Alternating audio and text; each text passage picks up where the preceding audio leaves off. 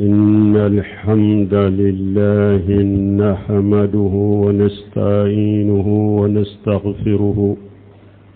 ونعوذ بالله من شرور أنفسنا ومن سيئات أعمالنا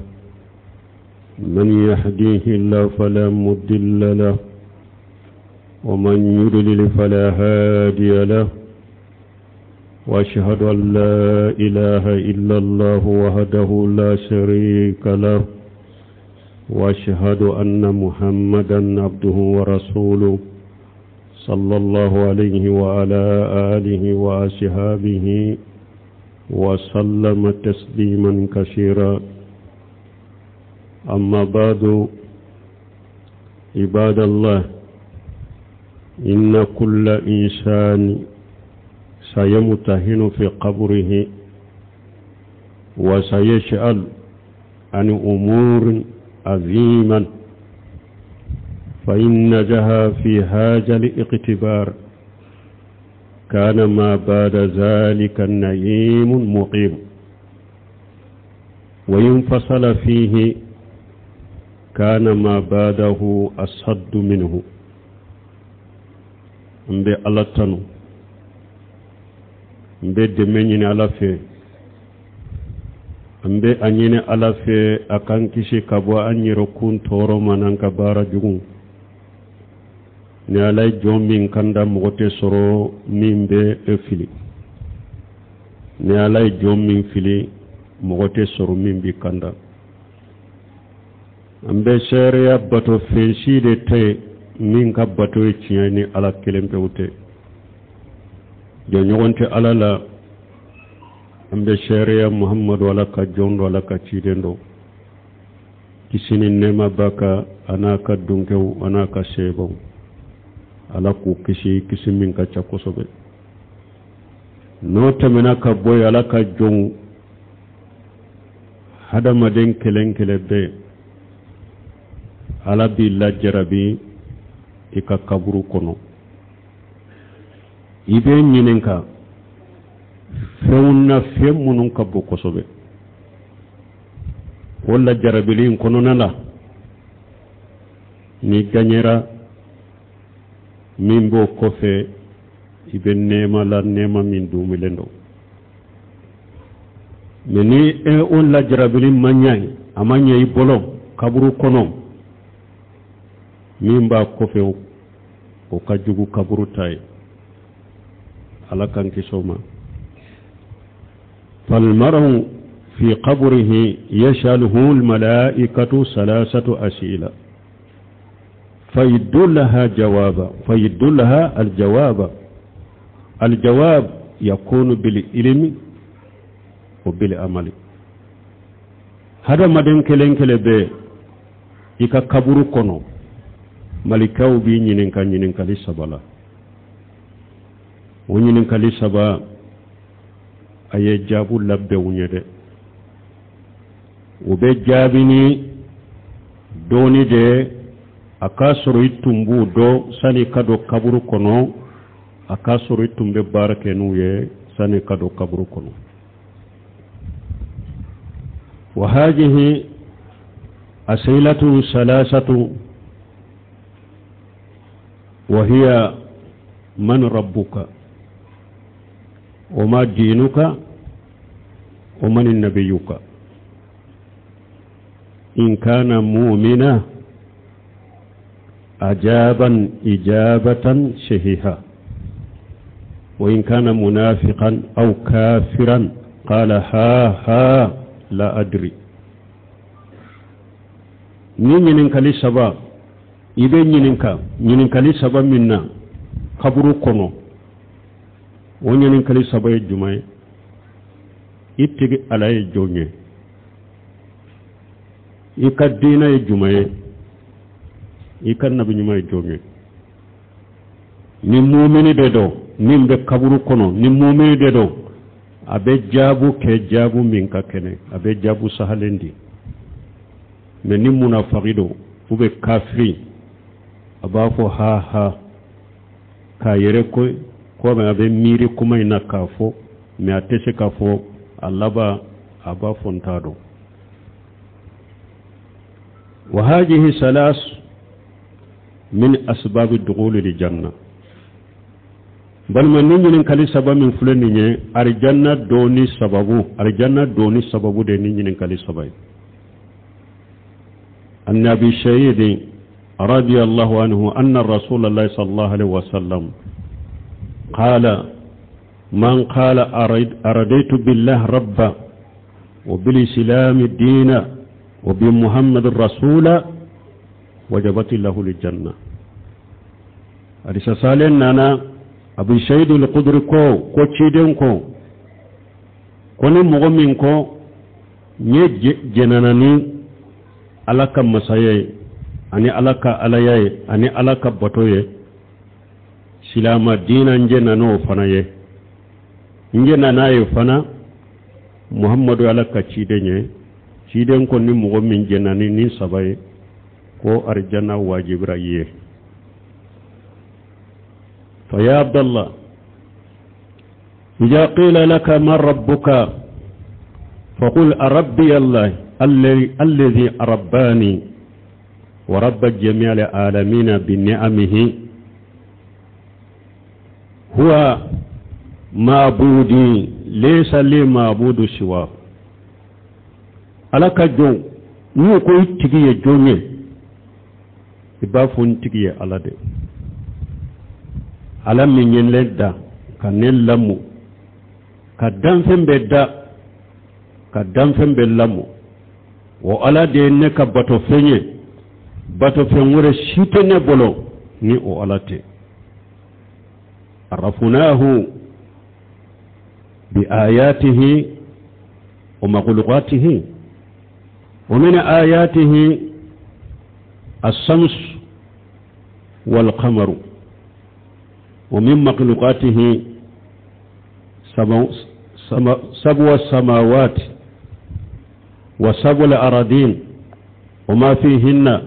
وما بينهما والدليل ذلك قال تعالى ومن آياته الليل والنهار والشمس والقمر لا تسجدوا للشمس ولا للقمر واسجدوا لله الذي خلقهن إن كنتم إياه تعبدون أمبي على دوني جمعي أمبي على دوني أكتا من شودي أنا أكدام شو ومن آياته الليل والنهار والشمس والقمر ala be doni tamanse munu yaw doye munye suni tile ani tile yere kise ani kalo ومن مخلوقاته ala ka danfo jumando السماوات السبع والأرضون السبع وما فيهن وما بينهما sankabawlon fula dugumawlon fula ani danfe munu be sankabawlon fula dugumawlon fula kono ani danfe munu be sankabawlon fula dugumawlon fula ni nyogonche ambe ala doni nununde ko ala be wodi ato ala ko qur'ana kono wa min ayatihi abe ala kataman shawla al-laylu wan-naharu was-samsu wal-qamaru abe ala kataman shawla su ani tile ani kalo ani tile ani kalo la tasjudu lil-shamsi wala lil-qamari ala ko akana sujudu bitile akana sujudu bi kalo wasjudu lillahi alladhi khalaqahunna in kuntum iyyahu ta'budun aye sujudu bi alade aye sujudu bi alade masammin nunun da ni aye ala bato bagay aye ala kelempo de bato akana sujudu bi nunun ala be doni nunun de balmo hadama de ibe nyinen kay ka kaburu koro nunun de la ewa ala minye nunun da o ala de ye bato fenye bato fenwore shite ni ala kelempe wute min ka bato chiyan ale de ye dali beke min ye dali uke o de ni bato kaka a wajibra yanka bato noniya beddi ala dema fenwo fe ni bato de do bato noniya anka beddi ala dema ni mo min ye bato noniya do ta ka di ala tanama o togode ko kafiri mushriki bato misale munye amusilatul ibada addu'a walali hada maden kana foy wele du'a wal ibada wa du'a al mashaila ikana foy wele ni ala kelim tawte ibe no yalaw ibe gele yalaw ibe deguna ibe ala kelim tawde wele ibe ala kelim tawde bato o de lay munye qala rabbukum ad'uuni astajibu lakum innal ladhina yastakbiruna an ibadati sayadkhuluna jahannama dakhirin ala ko yenne ala wole ne ala bawjabi ni mo munu yere boya ne ka ala wole ni ma soni ne ala bulu do jahannaba kono dogo yale ni ya yira nambal mon ni ko gele yara cogo cogo an kana dilo fe ngure lan kana fe ngure wole ni ala kele tawte wal khawf la takhaf khawf al ibada wa khawf ta'zim illa min Allah bato doye munye kana ke fenwore minte alaye siranya bato siranya ni bonya siranya kana ko foye ni ala kelim tawte qala ta'ala fala takhafuhum wa khafuni in kuntum mu'minin ala ko kana sirunya de aye siranne ala kelim tawde na ye mu'minu ye bato doye munye ni yake fenwore minte alaye kafir ye mushrike ye التوكل لا يتوكل إلى الله كوشين شلي هذا ما دين كني دانفين كني كوشين شي فوي كني على كلمة توته قال تعالى وعلى الله فتوكلوا إن كنتم مؤمنين على كوالا كلمة على كلمة تو أيا كودا كوشين شي على كلمة توده na ye mu'minu ye ko gele yara cogo akana ko sembe foila kaw diskundilo foila ni ala kelem bewte bato doye munye la tajbahu zumha ta'abbuda illa lillah mo kana kantigale minye bato kantigale fo ala kelem bew kana kantigale ke fengurere ni ala kelem bewte qala sallallahu alaihi wasallam لأن الله من جبه لغير الله جيدون كو ألاك تنونا كسبك أكو ألاك دمغا بمغوكا مغمين يكانتغلي كفنور منتي علي ولم بالما نيني بطن أمثاليا ودود فلانيني نونون تكي فويني على كلمة وتي ni مغمين نونون دو يروورلا منتي علي يتوغو دي كافري توغو دي مسركي ألاك انكسالا كانتان awon balmo lesiri fulo ninde sani kaddo ika kaburu kono ninke kanyede nindo ika ke kanye alankele pew bato ali asilu sani ali islam وهي الاستسلام وهو الاستسلام لله بالتوحيد والانقياد له بالطاعه والبراءه من الشرك واهله وهي ثلاثة المراتب كل مرتبة لها أركان بل من لسري فلنا إذن ينكم منا يككبر كنو أن يلسري فلو فيه وهي على كلمة وبطوه لسري فلنا سلامية إذن ينكم سلامية لا يككبر كنو ننكو سلامية جمعي هو السلام لله بالتوحيد ki yere kolo ala ki yere di alama ni tauhidiye wal inqiyadu lahu bi ta'ati anika kolo ka ala bato wal bara'atu min ash-shirki wa ahlihi anika bariya ka bu mushrikiyama ani mushriku ikabariya ka bu mushrikiyama ani mushriku mushrikiya ikana ye ala kana ye bolo ini mushriku kana je ikanu inu kana je ninde togo ko islamiya marataba sabade do al islam wal iman wal ihsan islamiya ani limaniya ani nyumaya alayni marataba sabade marataba kelen be josem bala arkanul islam khamsatu silamiya ka joshu yaduru de shahadatu an la ilaha illa allah la ma'budu bihaqqi illa allah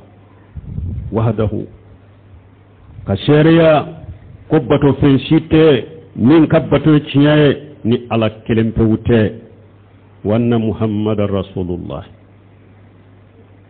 ani ka sharia la ko muhammadu wala ka cidenye mana shahadatu anna muhammadar rasulullah tatuhu fima amara wa tasdiquhu fima akhbara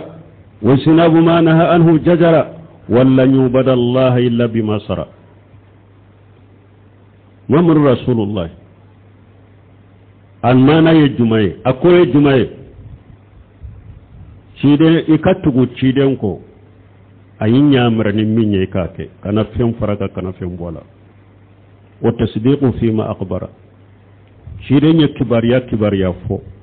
nu ko hadisa de sahla ciden kote ikadala kana galon tiga ya shika kana yiddu sukuna sino ite islamai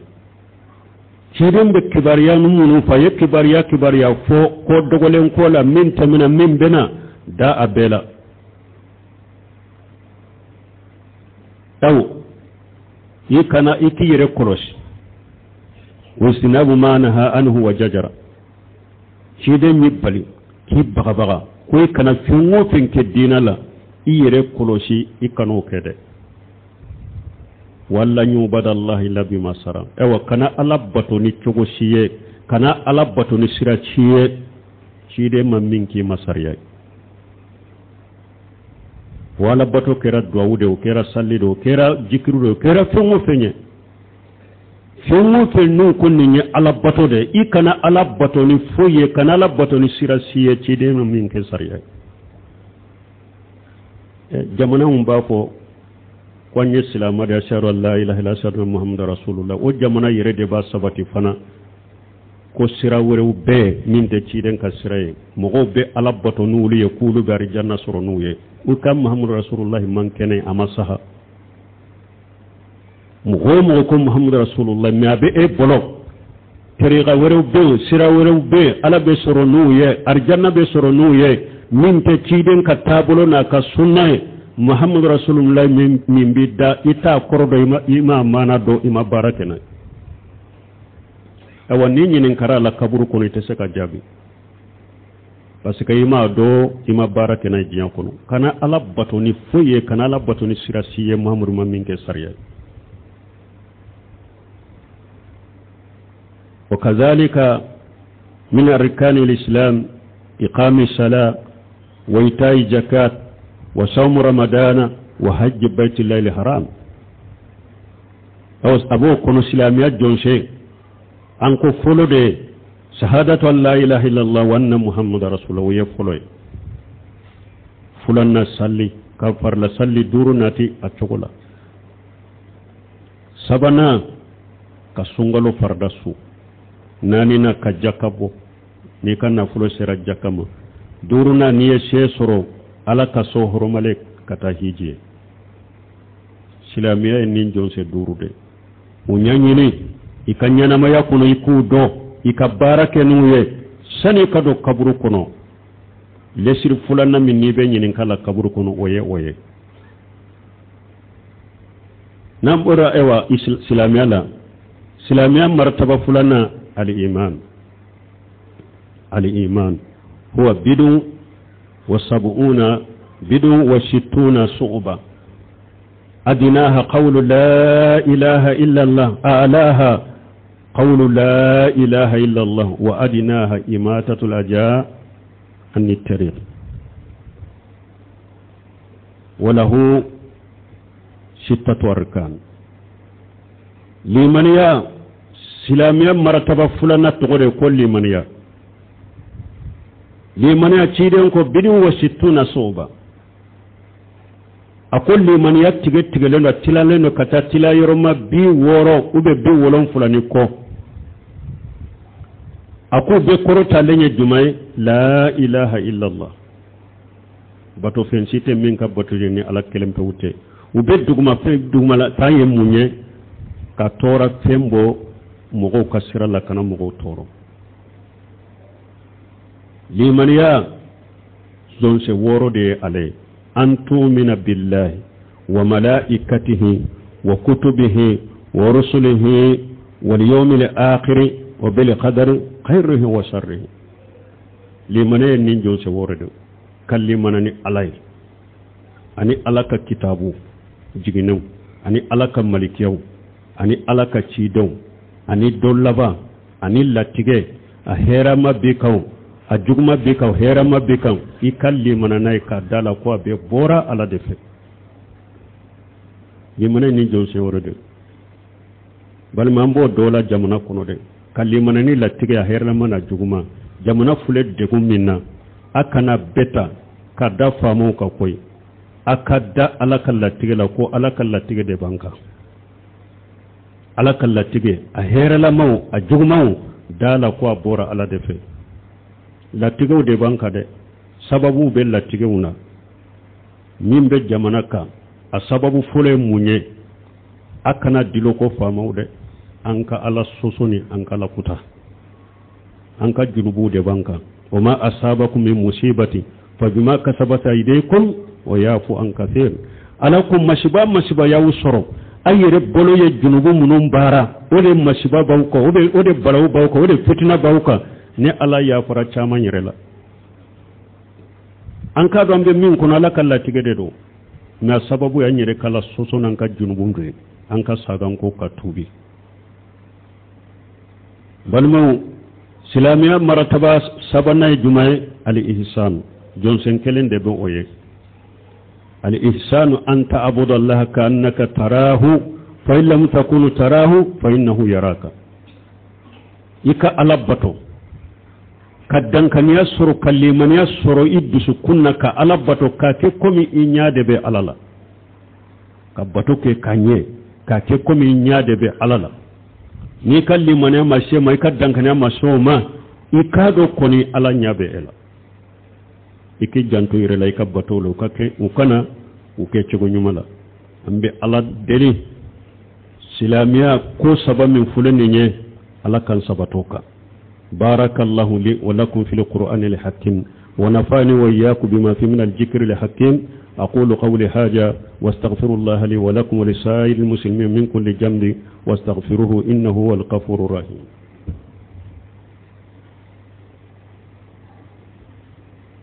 الحمد لله رب العالمين والصلاة والسلام على نبينا الصلاة والسلام على رسول الله صلى الله عليه وآله وسلم ومن تبع هداه أما بعد الأصل الثالث معرفة نبيكم عليه الصلاة والسلام بل ما لسر سبنا لسر من هذا بدن بين كاليك كبر كنو aka nabi nyima aka chide ka nyine kado ka chide nyine kado ka barakina ka tasirai huwa muhammadu ibn abdullah ibn abdul muntalab ibn hashim min quraish min al-arab min jurati ismail ibn ibrahim al-qalil alayhi wa ala nabiyina afdalus salatu wassalam. Muhammadu Rasulullah Muhammadu ya jonne Muhammadu de do Abdullahi de Abdul Muntalab fana denye Abdullahi Hashimu fana denye Abdul Muntalab Hashimu obora Quraishi de la Quraish obora Arabu de la Arabu ulu bora Ismaila de Ibrahim ala tereke Ibrahim denke Ismaila ala katanuna kisibe Ibrahim nan kacidenka Arabu bora Ismaila de ikan nindo ko Muhammadu fuleninde Muhammadu ibn Abdullah ashi sambi woro ni saba ayode nyanamaya ayode balo sambi nani o kera nabi nyuma nye sammuga ni saba akera nabi nyuma ni cidenye akera nabi nyuma bi ikhra nubbiya bi ikhra wa rusira bil mudassir akera nabi nyuma ni ikhra ka sura achira ni ya yuhal mudassiru sura achira ni oye aye santani sabake maka abe woleli ke kata tawhidi de madron ala kelim pe ka bato foy kana bato ka fara ala ka foy kana wole ka fara ala ka santani saba san sabai ala ye sanna yele kenay kata sanfe farla salli duru farda yaraka aye san saba salli makka farla salli duru aye san saba ayo salli makka o kofi aye hijra ke atara madina salamiya sariya wuto farda yaraka ka to madina minye sunye jaka hiju salli wale jihadu kamo nyamara nyumai kamo fatanya kabo jugumama ani islamiyya sariya to ala ya ulu farda ya ka kulu dafa kato madina aye santanke madina santan nkofe afatura me aka dina be jiya kono aka dina tolendo jiya kono hera shite nama kan manton wele katamima tora shite nama kan manton bali ala hera munun naye manton wele katuma tauhidi ayet mugo wele kata tauhidi ma ani fungu fin kadi ala ye batola kamugo wele katoma tora shite nama manton bali ala o tora folo ye jumay o ko jugu folo jumay mushrikiya aya kam manton bali mushrikiya ma fungu fin ka go ala te fungu fin fe ka kam manton bali ola sallallahu alayhi wa sallam wala balimu ni lesri saba hada medin kelen kele kanyana ma yakono ijija uku kala kudo ikabara kenuye unu kado kaburu kono la jarabi ananyi ninkani ni sabarido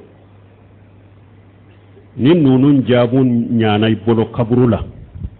ni mbo kofe nema do nema min ni beddume wala nin ewa lesri saba nu jabun manye ibolo kaburula ha ni min soro kaburula ube ni min soro kaburula kaburu kofela kajugune kaburi tay ala kan kisoma ala kan tangoma wala kan jantuni lesri sabran balimo balmambe min faraka to surambe do ke jamana ni anka jamana be degu kono de ambe do ke jamana ni degu munum banka geleyam min be nin jamana kono ala ka wuli ala ka geleyan nunu wuli ka bo jamana ka yahudani nasara ube milla nyini jamana ni ala kana duma alaka yahudani nasara la dese ni jamana ina balma koko bake kake jamana ina kamugo fureme kajugo fureme kubila jamana la abeju baji yahudani nasara de anbe geleya min nan ko do de population yoro ko do de anyere kana wuli nyugon kama ya ko geleyara an ka wuli famu kama uba an ku jalagi degum banka chogo me degum min be famu ka kajuwantaye ushe talaw ubu ce sirnu kayire jijala fana anko dode kafiru de ka fere fule ninye jogu de ka fere fule ninye nin kele modoni nin ko sugo anka ke uyere ka toro unin ka dugu unnege ka bonyogo naye uka kele uka jamana noni anna sage kana do jamana lannan sago soro ala kana kuye jamana den kan ndo de ni mo yo kewore fawye ko golla so u deserawo u tarawo de u katawo gele ya nanawo ayta makola de yahudani nasara ka fere tigelende fulani ka jugu lasu ubu finance kubila jamana na ambe dogu chogomi nan nun dogura ubado maliye farafiri dogu te konna nan ñu dogu sisa u yerebe wuli ñogon kama tugune ambe do yoro so ala kana kuye am fana ko famu de fitina folo min kera silamiya kono ka usmana ibn affan faqa ci den ka khalifa sabana ni yahudiya de do ibn saba yahudiya de do aya yire ke silamai kana madina o ya suru usmana de nyemai abe tabbaru dawla ka usmana to ciya usmana tunkanka ninke amake usmana yen ninke atumanka ke abeta usmana korofo ka tochiya puru mogo dusukunka dimi ukawuli usmana kama kafara ama mogo soro madina parce que madina ka beye ciden ka sebawde ni ko be mogo yere korofo ulu kordoro bigge be wuli koroti lame ama mogo soro madina ka uyage atara misra ya soro mogo jugu dogo o yorola ayo usmana tochiya ka toka lebu ka tochiya foye jamakulu do soro wulula ano jamakulu de nana ka usmana ka so anture waya soro hiju wakati seyba chaman tara hiju yorola mogoten madina ka caya waye daga do adala har usmana tese ka bokata misirila ka fo mogo ye ko mulu mana usmana fagali kama de aw nana de doro anna akase ka nyogon famu ko dola ambo o nyogo kuma nyogonya de la ne amana keleli kan amana fagali kama ja jamfando tumami su kora mogo sinogora doro o pannani kogo ya kado usmana ka kasoro abe qur'ana kala ya faga ibuni saba yahudiya de do aya yireke islamai kasoro islamate ewa haribi yahudiyaw nasaraw ukakara mogo min fulani nye ode ka hakilina bu bolo kata islamiyam ani islama jamanaw hakilina kele do de kafiru de ka kele do mogo mo be kele na wulu de bu financer wulu de bu koro ko lasuku bilanna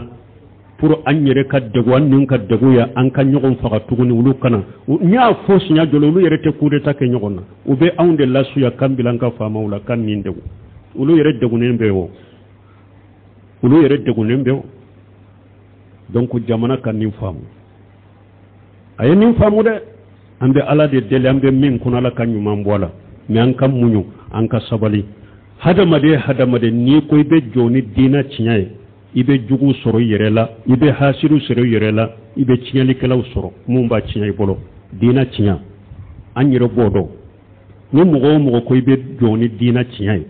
ibe hasiru ni jugu de soro yerela nu munu ndu to cinya sunu tile ci de nyere makisu maw kolo kuma de fora ci de nyere kolo lagosili de dara ci de nyere la tawhidin joli kama ni mo ko be joni tawhid ni sunna la gosilin ni ewa jugu ube ewa koniya bede taki segere ka jugu ngalon da ila de pichi do sisa ni mo ko be joni dina ciya ibe jugu soro yela ewa bo chogo de la ni ko bi ka jamana jobbi ambe jian laban minna ni mo ko ne be jokin ka jamana jode ka kinyire jamana ka yere jugu de bila hasiru de bila ibe kele de soro la nubu kele ambo de kono ute jamana dilala fede nyema nana nu yado ye sobe mogo de ba fe ka jamana dilade fu ka ciay bolode mi ambe ala dilala ku dese nonona ala ko ambu bolo la ka jamana tanga ala ka jamana kolosi ربنا آتنا في الدنيا حسنة وفي الآخرة حسنة وقنا عذاب النار ربنا لا تزغ قلوبنا بعد إذ هديتنا وهب لنا من لدنك رحمة إنك أنت الوهاب اللهم أعز الإسلام والمسلمين وأذل الشرك والمشركين ودمر أعداءك أعداء الدين برحمتك يا أرحم الراحمين وآخر دعوانا الحمد لله رب العالمين